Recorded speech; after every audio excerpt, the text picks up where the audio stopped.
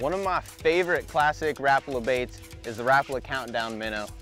And for a lot of reasons, it's got internal weights that allow it to sink on the pause, so I can fish it at whatever depth, and it doesn't matter what species. It can be bass, trout, walleye, pike, it doesn't matter, it catches all of them. And now, it's got a little bit of a redesign to it. It's the scatter wrap bill, and what that does is it allows it to sweep side to side and create a completely different action in an already great classic design.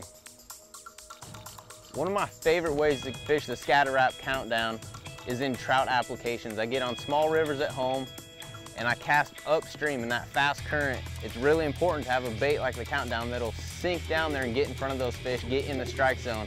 And with that scatter wrap bill on there, I get an action that those fish can't stand, that side sweeping back and forth action. They love that thing on the river, trout fishing at home. One of my favorite ways to catch them.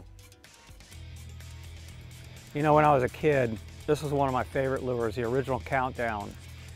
I caught a bunch of fish. I caught them trolling. I caught them in ponds, streams, on the lake I lived on as a kid. I mean, it was just a great lure. I could cast it a long ways, and it sank down to the depth that I wanted to get it to quickly. The thing now that I like so much about it is it has a scatter lip feature that just transforms this thing into something completely different. I can work this bait down and get it down to where I want it to be, going from side to side and back to center and off to the side again. This is a super easy bait to cast, precision presentation, get it right down next to the cover, and you can get it to the depth you want quickly. The perfect size bait for that kind of fish. I mean, it just fits right in.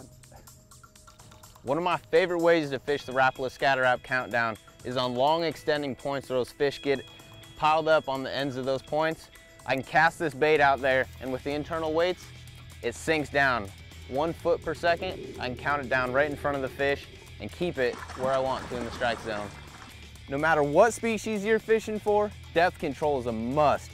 You've got to have a scatter wrap countdown.